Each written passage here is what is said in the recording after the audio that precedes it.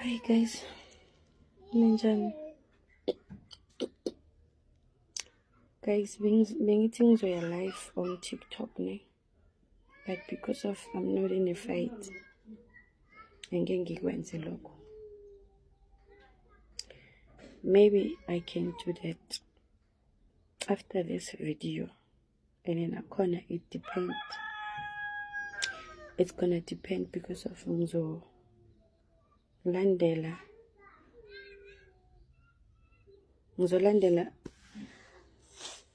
ngizobona ngama-comment wenu actually ukuthi kumele ngiye live or kanjani. Guys, I have a couple of years ngisebenza neMoja Love. I signed a contract each and every season I do now. I receive all my money that they giving me on contract every season. I signed a contract now. Guys, I don't know this season kube ibhadi lami or ibhadi lethu. This thing sonke sayibona, but I didn't know ukuthi personally izoyenzeka kimi. Angikhulumi ngabanye and futhi angifuni ufaka umuntu. So khuluma straight ngami. Guys, during the season it happens ukuthi mama agule. It happens ukuthi usisi wami agule. So ngacabanga ngathi okay, sicedile ukushootha.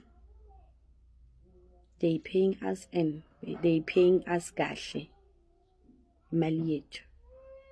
So I realized ukuthi everything seyingaphezulu kwamandla ami. How about ngifonele abaphathi bami barelease imali yami yonke so that ngikhona ukuhandle i-situation esisekhaya. Okay, fine. It happens ukuthi ngibafonele. Okokuqala kwaqale kwagula umntwana kamalumama. Umntwana kamalumama makagula, I had to ukuthi like because of I was around them and bangicela ukuthi yazi mntakama because when uyasebenza umntwana uyambona ukuthi unjani cela ungisize. It happened ukuthi ngibasendele ama-picture vele ngile eclinic ngiyobona umntwana bhalela ukuphefumula because ekhaya kithi sonke sisafara because of asthma, everyone ifamily. So umntwana bekaphefumula ngemobilize. I had to ukuthi ngitshele my PM ukuthi yazi nginenkinga so I even send them ama-pictures. Ngithi how come, how about imali yami kuyakhonakala ukuthi njengoba sicedile ukushootha ni-release because already maseyidlala surely ama-episode wonke a-approviwe. Seniyazi ukuthi how much mele sithole, nathi we know how much mele sithole. So how about maybe ngiphi half, maybe a half futhi, then ngikhona ukusettle izinto zami ekhaya because imali yakancane yenzisana ikoloto. And especially manigulelwa, you have to pay transport, you have to go to keep a logo, you have to go to thenga izinto kancane izinto ezikanjalo. They said to me, akukhonakali. That's okay, fine. So kuzoyenzakalani ke?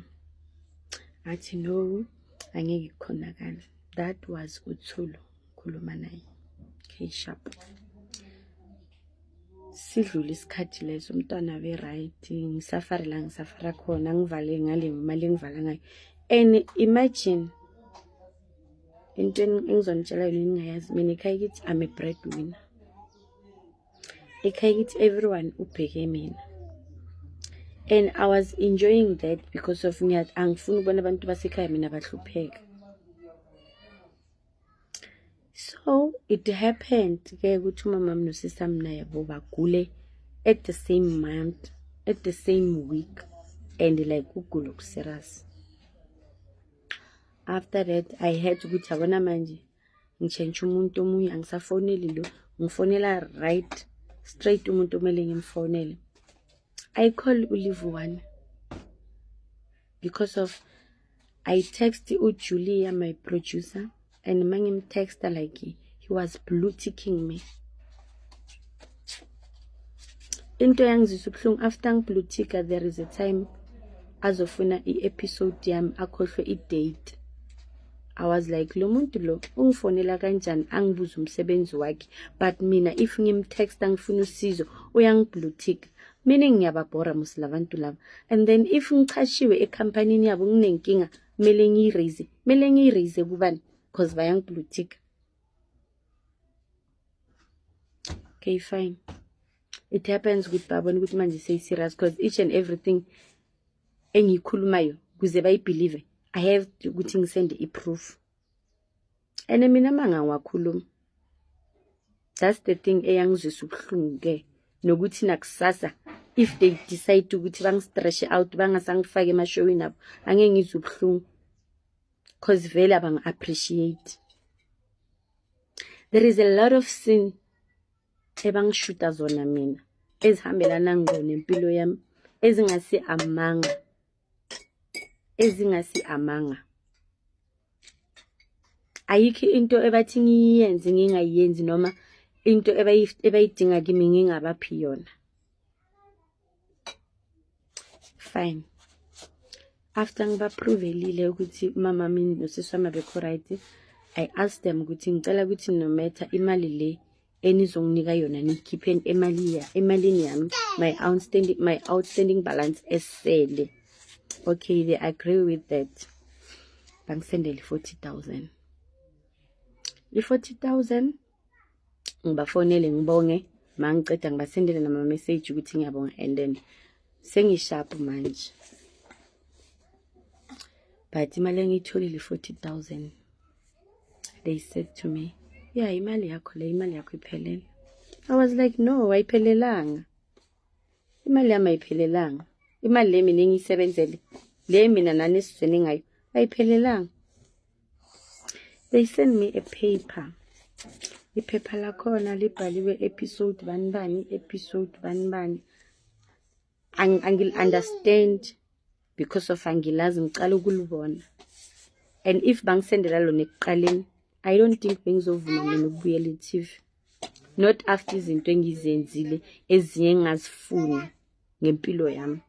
But because of umsebenzi wami bengiwuthanda and ngiba appreciate nawo ngiwu-appreciate ngingenendaba because of bengisebenza and bengiyithola imali.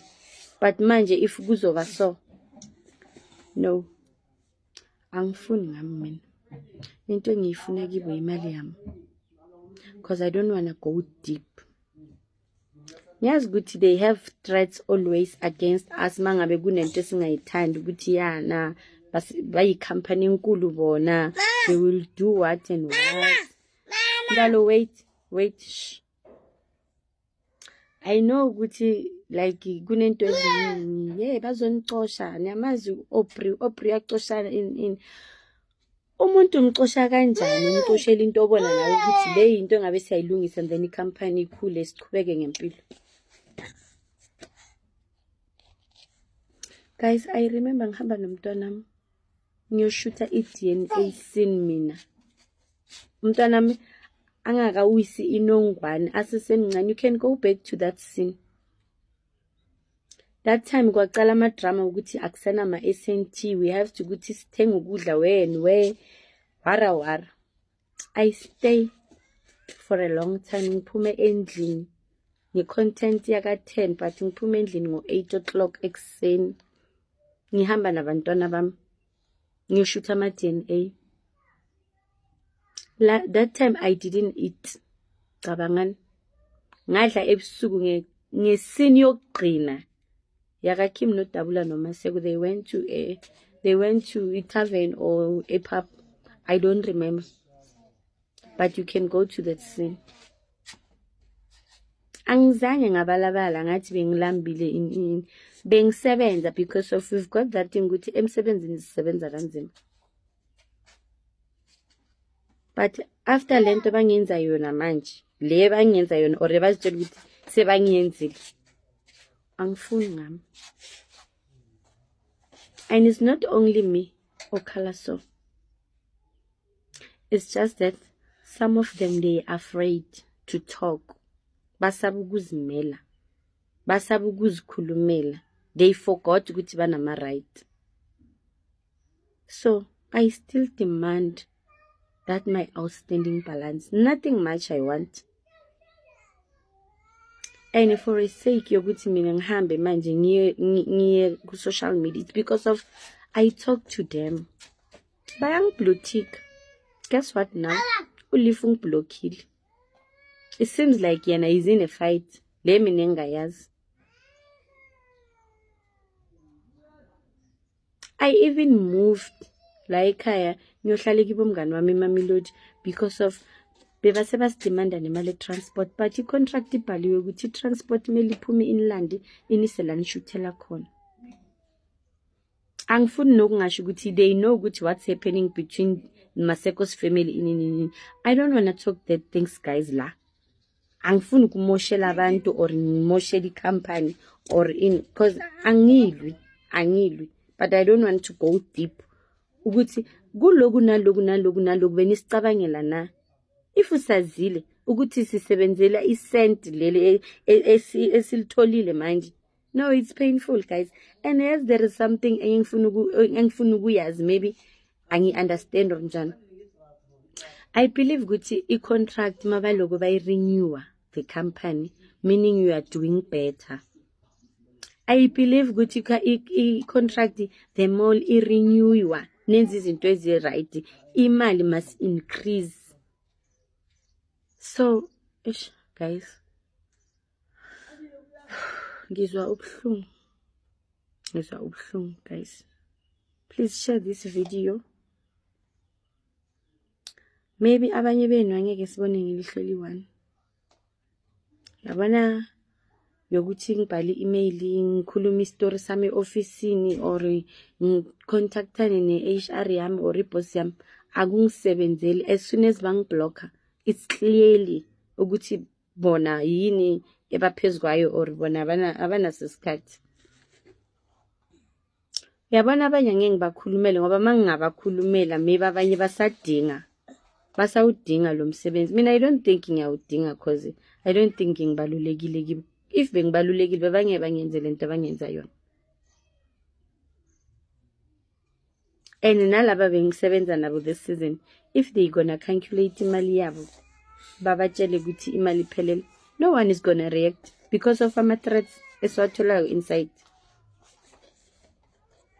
Angisafuni ukukhuluma ngomntwana abantu uDabula ke yena he feels like he desperate too much because of uzoyapi angana ID. Uzoyapi because of mele enye nenye into ebayishoyo noma it must be abinge ukuthi each and every year kose bamsign so that azokhona ukuphila. uDabula una opportunities amaningi. The worst thing bazositshela ukuthi you can't go to the broadcasters, you can't do this, you can't do this because of you are our person. Le batho ba rena re batho ba lena bjang, le ropa siba bantu benu kanjani ningasithandeli amanye ama opportunities.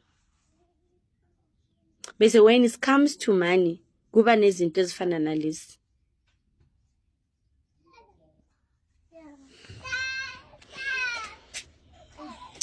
I'm done. After I'm going to live on TikTok because of me.